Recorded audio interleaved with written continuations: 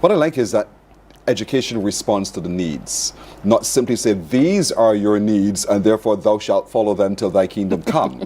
But you're saying as it goes, you have basics, there's some basic instructions that you will want to make sure that everyone receives, but at the same time you can narrow it down specifically to the particular child or even the particular focus of that particular group that needs a certain different kind of education approach.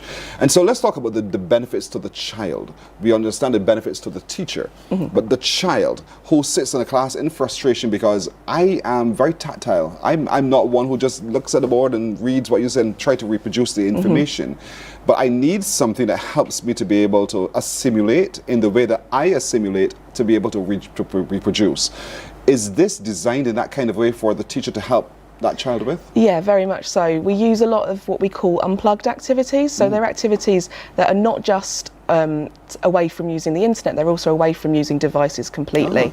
So for example, we might look at how the CPU works, which is like the brain of the computer, and we'll do that by doing a practical activity using balloons, for example. So we put an instruction in a balloon to represent the instruction inside the memory of the computer. The student has to run and get the balloon. They have to pop the balloon to decode the message to find out what the instruction means, and then they have to act out the instruction. It'll be something fun for them to do, maybe hopping or singing a song. The idea is just to give them something light-hearted to help them to remember that instructions, the CPU doesn't understand what the instruction is until it's decoded, and then it can execute the instruction once it understands what it means. And I suppose it helps with language skills as well. Yeah. Because oftentimes we assume when we want to transmit a message, you get it. Yeah. Sometimes I didn't quite get it because it's not designed in the message was not designed in a way to natural conclusion.